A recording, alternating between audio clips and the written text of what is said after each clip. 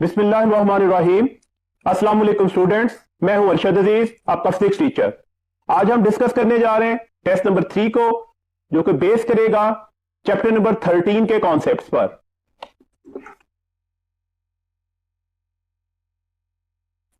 जी student, question number 86 है 1 × 10⁻9 electrons pass through a conductor in 10 microseconds.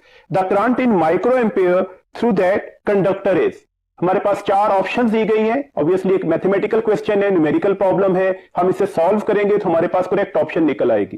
Given क्या है? Given हमारे पास नंबर ऑफ इलेक्ट्रॉन्स है, टाइम है, और हमने मेजर क्या करना है? हमने मेजर करंट करना है इन माइक्रो एम्पियर्स। देखिए फॉर्मूला डिस्कस करते हैं। हमारे पास जो फॉर्मूला है वो है I = Q/T। चार्ज की वैल्यूज नहीं थी, डेट से हमने यहां पर इस फार्मूला को फर्दर सिंप्लीफाई किया, that is N × E/T, where N क्या है? नंबर ऑफ इलेक्ट्रॉन्स, E क्या है? Charge on 1 electron. वैल्यूज लगा दे। 1 × 10⁻9 ये गिवन डाटा था। चार्ज ऑफ 1 इलेक्ट्रॉन आप सबको पता होता है, उसकी वैल्यूज लगाइएगा। टाइम 10 माइक्रोसेकेंड था। अगर हम इसको सॉल्व करते हैं तो ये 1.6 1 से मल्टीप्लाई होकर 1.6 ही हो जाएगा। डेट इज 10⁻9 और -10 हो गए। यहां पर 10⁻+1 और 10⁻−6 कितने बचे थे? 10⁻−5।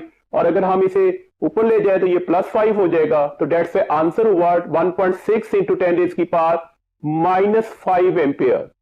हमें आंसर माइक्रो एम्पियर में देना है, तो डेट्स वाई अब यहां पर हमारे पास माइक्रो एम्पियर कैसे कन्वर्ट होगा? ये अगर मैं 16 कर दूं तो ऑटोमेटिकली यहां पर क्या हो गया? -6 ampere, that is micro ampere. तो हमारे पास करेक्ट ऑप्शन क्या हो जाएगी? This one is 16 and the correct option is the beta.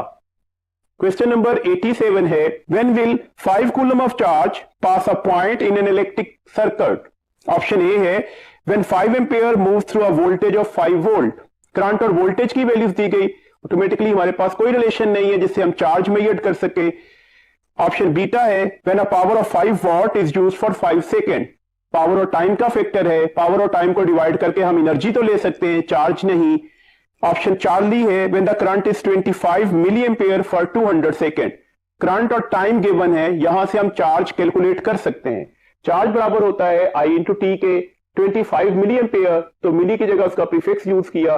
200 यहां पर टाइम दिया गया था। ये दो जीरोस और ये -3 हमारे पास यहां पर बन जाएंगे 10⁻−1, और ये 2 को हम अगर 25 से मल्टीप्लाई करते हैं तो ये 50 हो गया। तो डेट से हमारे पास यहां पर 5 कूलम निकल आएगा, बिकॉज ये एक जीरो 10⁻−1 से कैंसिल आउट हो जाएगा।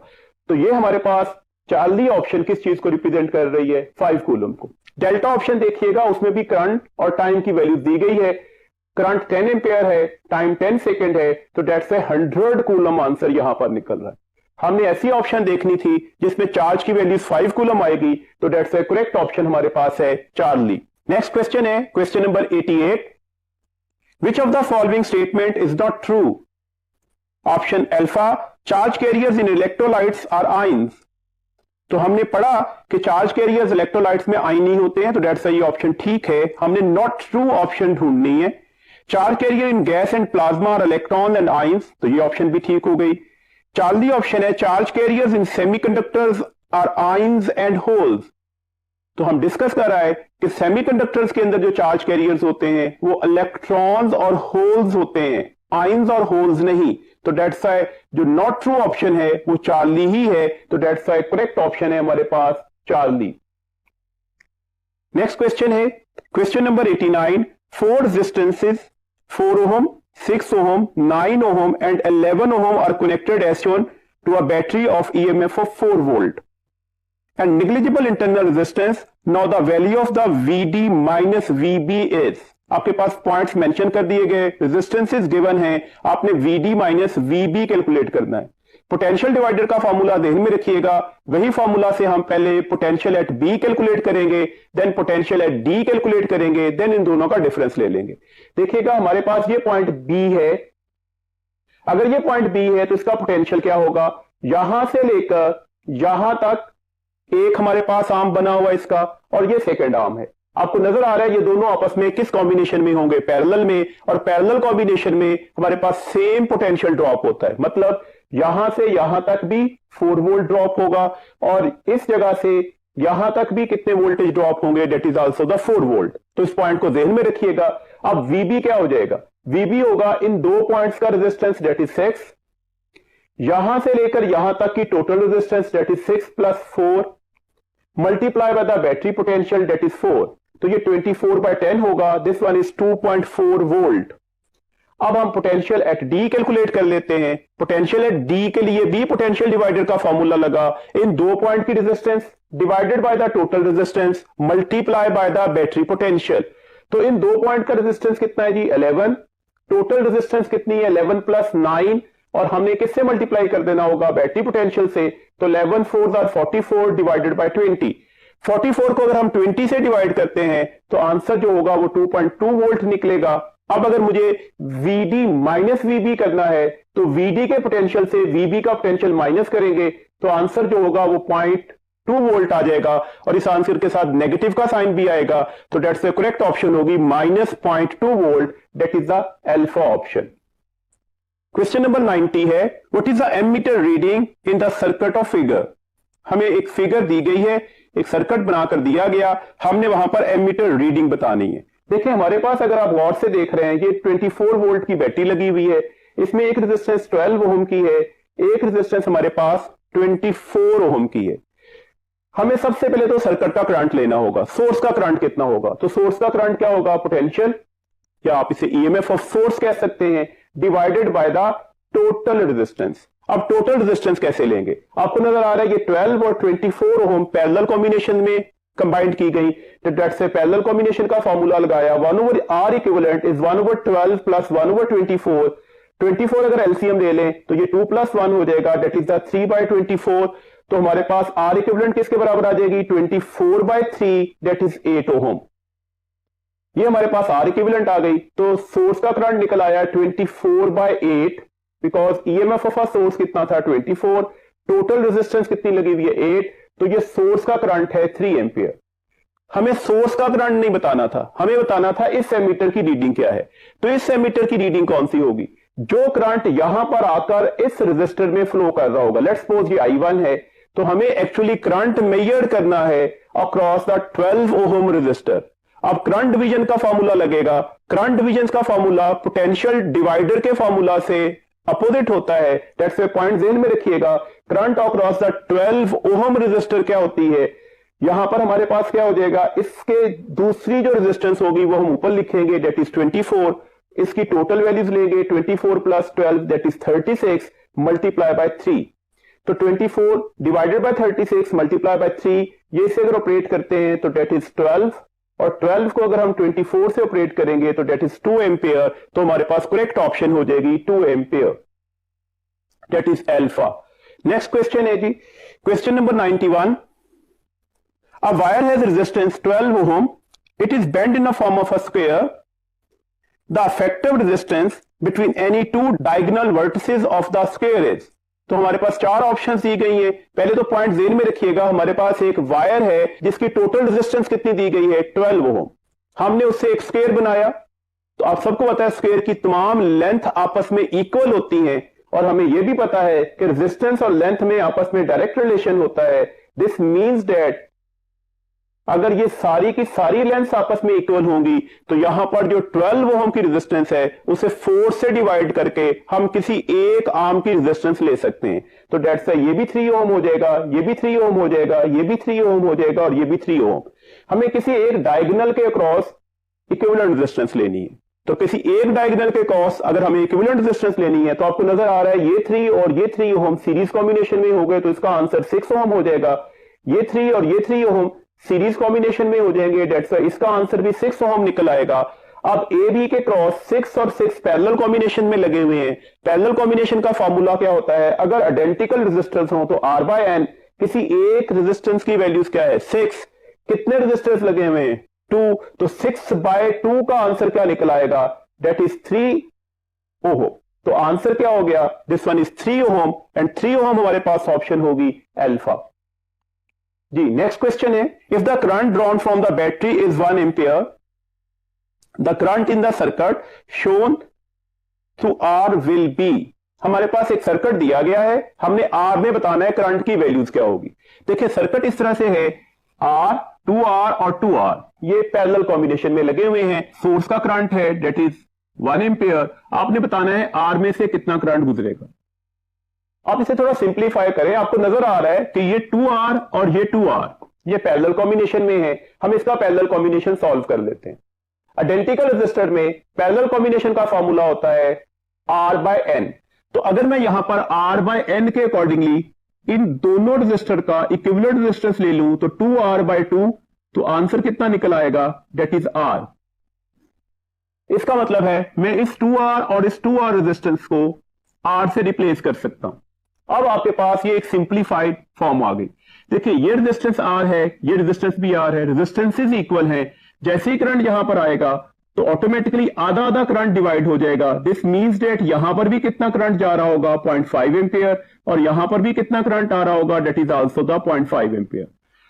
तो R रेजिस्टर ने कितना करंट फ्लो किया, 0.5 ampere. That's the correct option हमारे पास हो गई बीटा। आप इसमें करंट डिवीजन का रूल भी लगा सकते थे, ये निस्बतन आसान तरीकेकार था, दैट्स व्हाई मैंने डिस्कस इसी से किया इसे। नेक्स्ट क्वेश्चन है, क्वेश्चन नंबर 93 की स्टेटमेंट हमारे पास है जी। In the circuit shown what is the value of R1।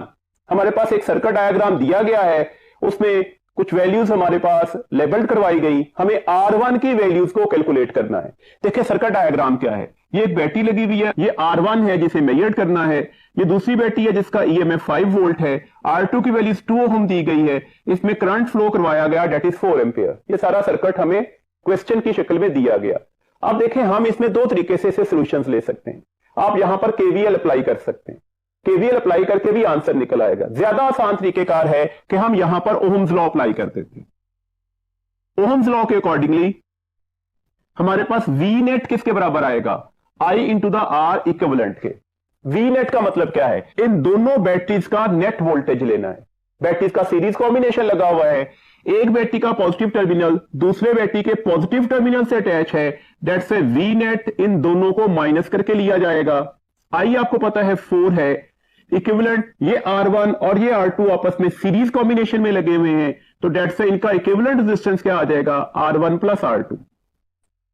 तो इसके अकॉर्डिंगली 15 माइनस 5 4, R1 और R2 की वैल्यूज क्या थी 2, तो ये हमारे पास 15 माइनस 5 क्या हो जाएगा 10, ये 4 इधर आकर डिवाइड होगा, R1 प्लस R2 10/4 को हम ऑपरेट करते हैं तो डेट इज 2.5, और 2.5 से ये 2 इधर आकर माइनस होगा, तो आंसर जो है वो 0.5 ओहम निकल आएगा। तो R1 की वैल्यूज निकली 0.5 ohm and the correct option is the beta. 94 question है, which of the following is the device with variable slope of current voltage graph. Current voltage graph का variable slope non ohmic devices का होगा। तो अभी हमने सिर्फ ये check करना है A, B, C और D ऑप्शन में कौन कौन से डिवाइसेस नॉन ओहमिक होंगे। जो डिवाइसेस नॉन ओहमिक होंगे उनका VI ग्राफ का स्लोप भी वेरिएबल निकलेगा। ऑप्शन A है फिलामेंट ऑफ बल्ब, तो ऑब्वियसली ये ऑप्शन ठीक है क्योंकि हम ऑलरेडी अपनी बुक में ये एग्जांपल पढ़ा है कि बल्ब नॉन ओहमिक डिवाइस होता है। ऑप्शन बी है सेमीकंडक्टर डायोड, ऑप्शन बी भी ठीक है, ये भी हमारी बुकिश एग्जांपल है कि डायोड भी नॉन ओहमिक डिवाइसेस होते हैं। ऑप्शन सी है ट्रांजिस्टर्स, तो ट्रांजिस्टर्स भी नॉन ओहमिक डिवाइसेस ही होते हैं। दैट्स व्हाई इन तीनों के तीनों डिवाइसेस का जो VI ग्राफ का स्लोप निकलेगा वो वेरिएबल होगा। दैट्स अ करेक्ट ऑप्शन हमारे पास हो गई डेल्टा। तो 94 क्वेश्चन की करेक्ट ऑप्शन है all of these. Next question है question number 95. Two wires of the same dimensions but resistivity ρ1 and ρ2 are connected in series. The equivalent resistivity of the combination is. देखिए generally आमतौर पर student equivalent resistivity का answer फौरन से पहले ρ1 plus ρ2 दे देंगे, because equivalent resistance for series combination R1 plus R2 होती है। देखिए एक इंपॉर्टेंट पैरामीटर है यहां पर, देखिएगा हमारे पास दो वायर थी, इस वायर की लेंथ भी L है, ये दूसरी वायर है, इसकी लेंथ भी हमारे पास L है। अगर हम इन्हें जोड़ दें तो इनकी टोटल लेंथ किसके बराबर आ जाएगी, 2L के बराबर आ जाएगी।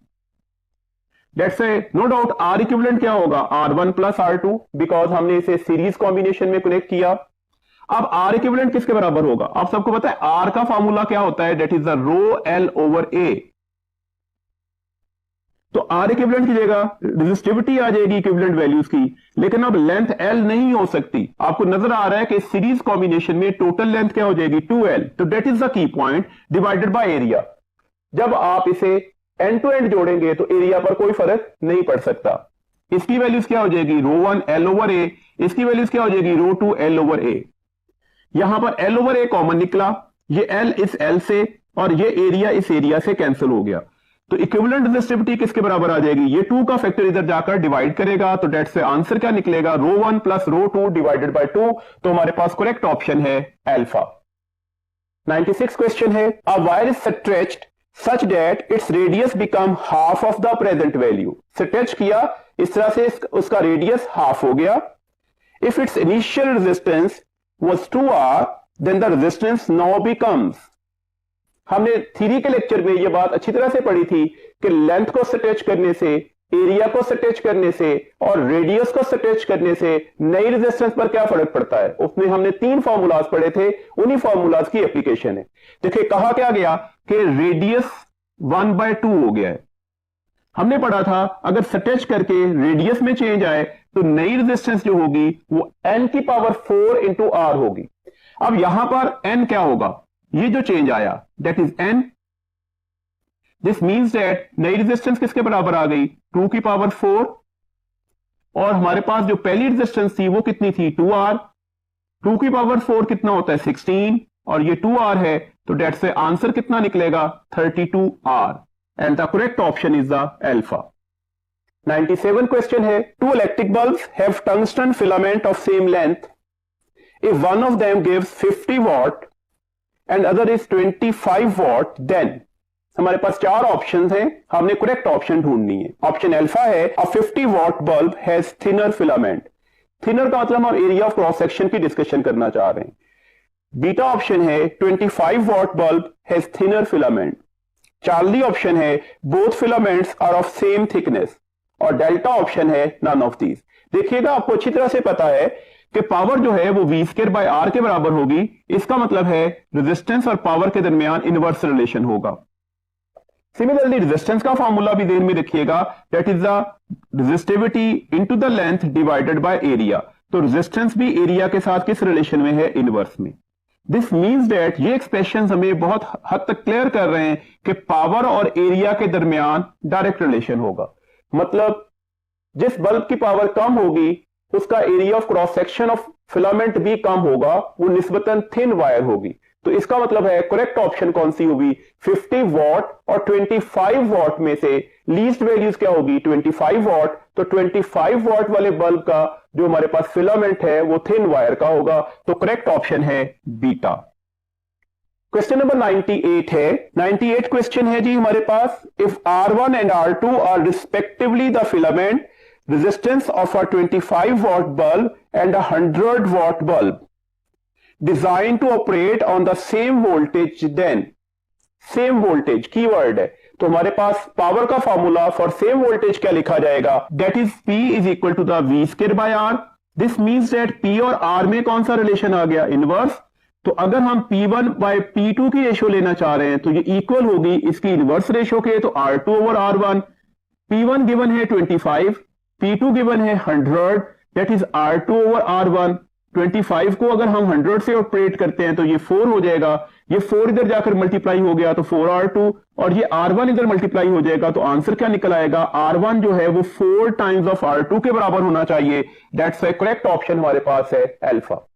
नेक्स्ट क्वेश्चन है, question number 99, 3 similar light bulbs are connected to a constant voltage DC supply as shown in the figure. Each bulb operates at normal brightness and an ammeter of negligible resistance registers steady current. If we add 4th identical bulb in parallel with these 3 bulbs, what happened to the ammeter reading and the brightness of the remaining bulbs? आपसे ये question दिया गया कि हम इसके साथ एक और बल्ब लगा देते हैं लाइक दैट। देखिए आपको नजर आ रहा है बल्ब का कौन सा कॉम्बिनेशन लगा हुआ है, पैरेलल कॉम्बिनेशन। हमारे घर में जितने भी इलेक्ट्रिकल अप्लायंसेस लगे होते हैं वो सारे के सारे पैरेलल कॉम्बिनेशन में होते हैं।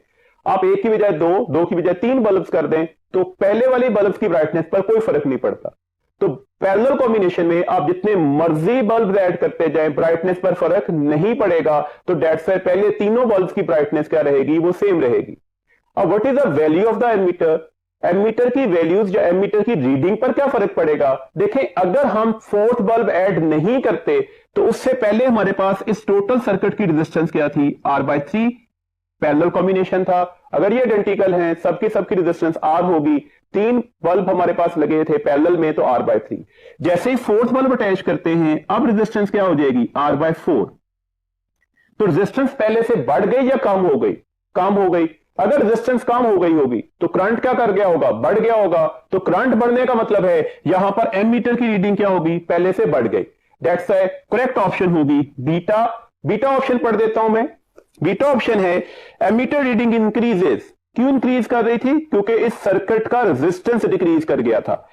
Bulb brightness remains unchanged. जी नेक्स्ट क्वेश्चन है हमारे पास, क्वेश्चन नंबर 100 है, a battery of EMF 20 volt and internal resistance R is connected across external resistance capital R. What is the observed potential difference across the terminal of the battery when external resistance is made equal to the internal resistance? तो देखें हमारे पास condition of the question क्या है। जो capital R है वो small r के बराबर हो गया। अगर हम EMF का फॉर्मूला लिखें तो that is I into capital R plus I into small r। अगर हम यहां पर स्मॉल r की जगह कैपिटल R की वैल्यूज रिप्लेस कर दें तो ये 2IR हो जाएगा। That is the terminal potential difference. That's why अब terminal potential difference किसके बराबर आएगा, ये 2 इधर जाकर डिवाइड हो जाएगा तो E/2।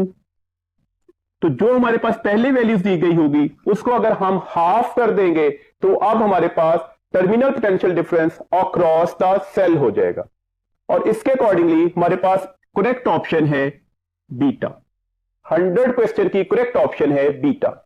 101 क्वेश्चन है जी, the potential difference between the terminals of a cell in open circuit is 2.2 volt with resistance of 5 ohm across the terminals of a cell. The terminal potential difference is 1.8 volt. The internal resistance of the cell is, हमने internal resistance of the cell calculate करनी है। Once again हमें EMF और potential difference वाला formula utilise करना पड़ेगा। हमारे पास फार्मूला क्या होगा, E is equal to VT plus IR। हमें सबसे पहले I की वैल्यूज कैलकुलेट करनी है। आई किस वजह से फ्लो करता है, पोटेंशियल डिफरेंस की वजह से, डिवाइडेड बाय यहां पर हम एक्सटर्नल रेजिस्टेंस की वैल्यूज लगाएंगे। 1.8 डिवाइडेड बाय 5, तो 1.8 को जब मैं 5 से डिवाइड करूंगा तो आंसर 0.36 एम्पियर होगा। अब अगर मैं ये वैल्यूज यहां पर रिप्लेस करना चाह रहा हूं तो पहले हम इंटरनल रेजिस्टेंस की वैल्यूज ले लेते हैं। VT दूसरी साइड पर जाकर माइनस होगा और ये I डिवाइड हो जाएगा। EMF की वैल्यूज 2.2 थी, टर्मिनल पोटेंशियल डिफरेंस की वैल्यूज 1.8 है, और अगर मैं I से डिवाइड करता हूं तो ये 0.36 है। इन दोनों को माइनस करें तो 0.4 डिवाइडेड बाय 0.36। अब इसको फर्दर ऑपरेट करते हैं। देखिए 0.4 का डेसिमल खत्म करना है तो ये 4/10 हो जाएगा। 0.36 का डेसिमल खत्म करना है तो ये 36/100 होगा। 100 ऊपर जाकर मल्टीप्लाई हो गया।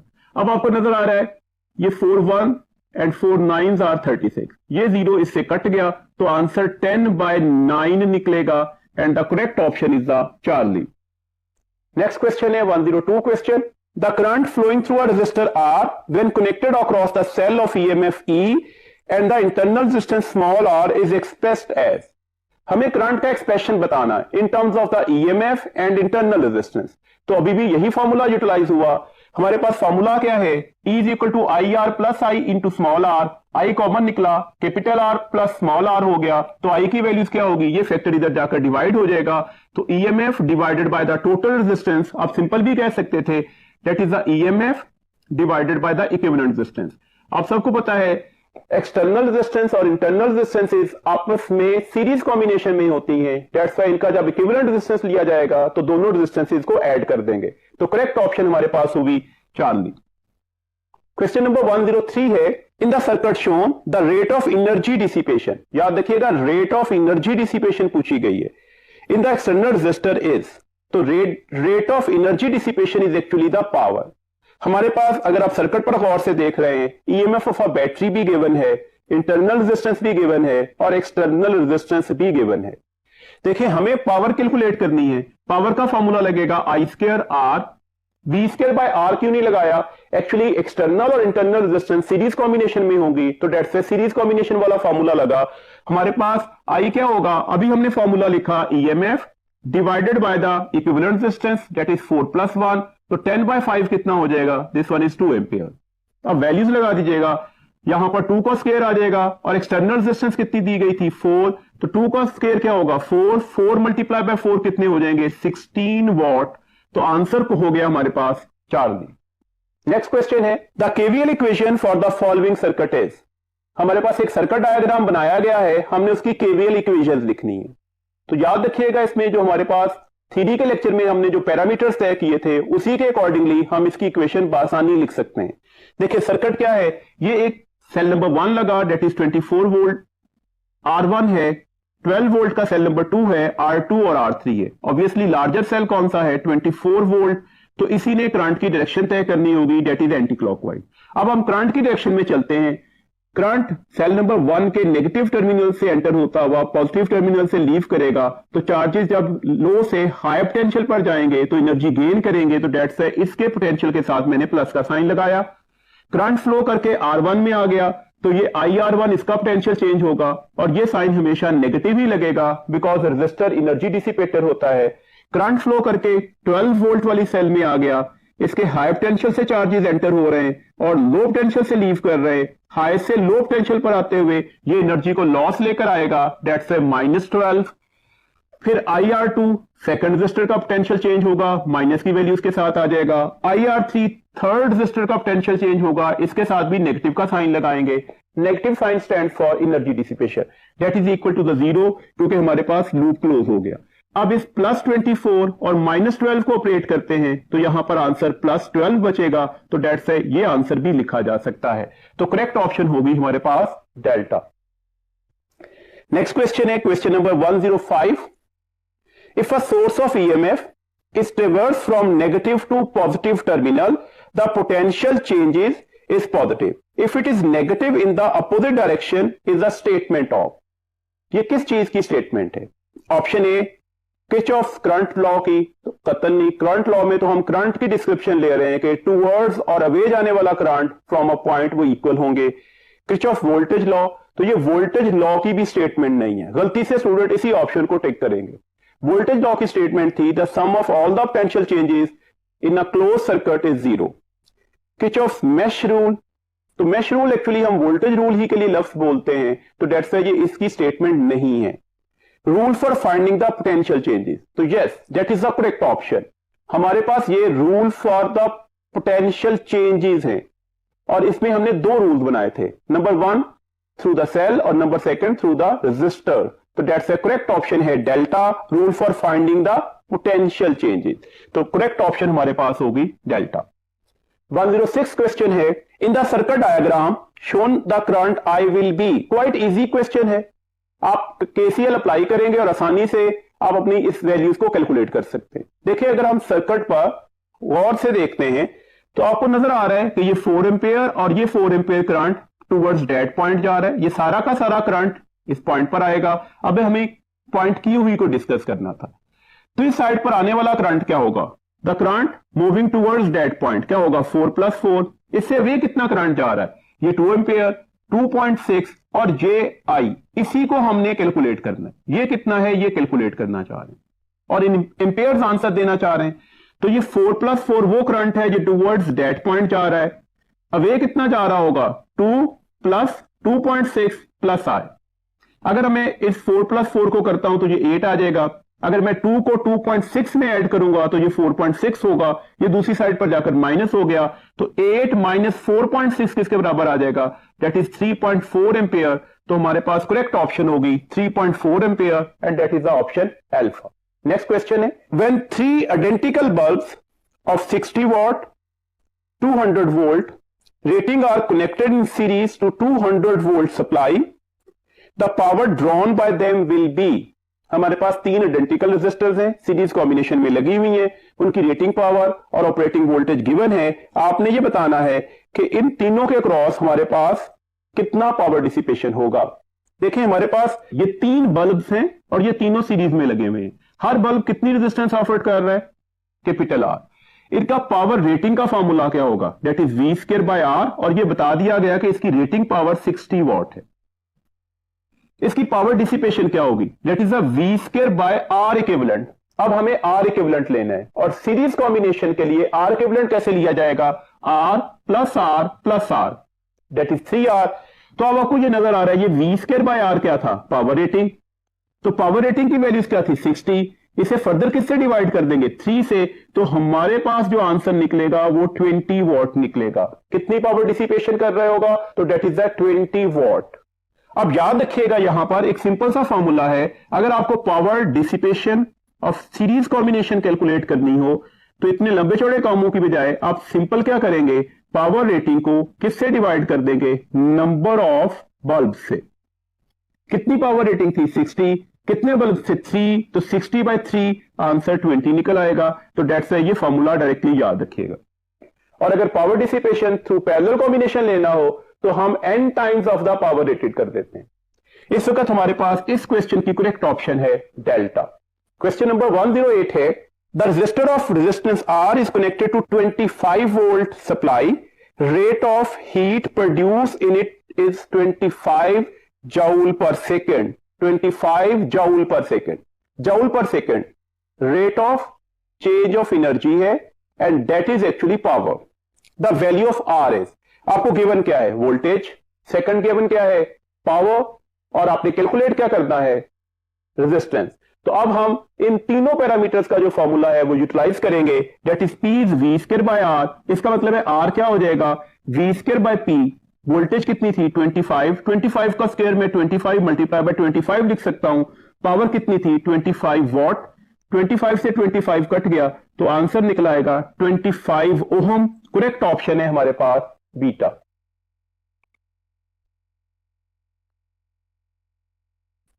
नेक्स्ट क्वेश्चन है क्वेश्चन नंबर 109।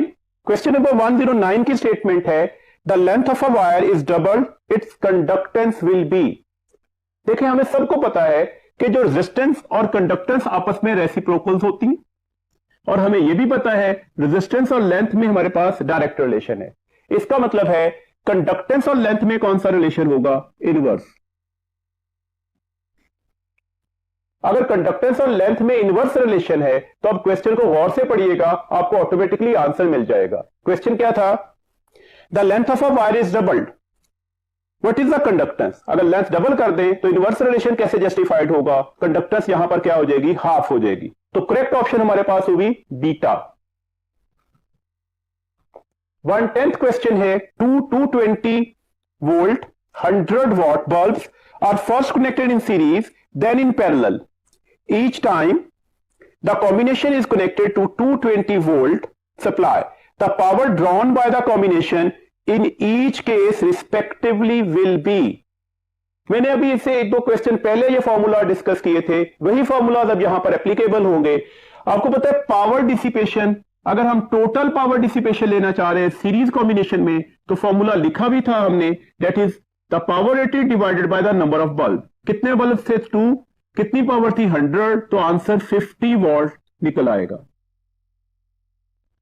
मैंने वहीं पर बोला था अगर ये बल्ब पैरेलल लगे होते तो अब टोटल पावर डिसिपेशन क्या होती, that is the n times of p, where n is the number of bulbs. कितने बल्ब्स हैं, 2, पावर हर किसी की क्या है, 100, तो आंसर कितना निकल आएगा, 200 वॉट। तो डेट्स व्हाई हमारे पास ऑप्शन हुई Charlie.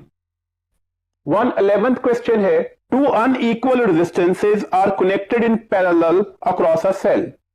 Which of the following statement is true?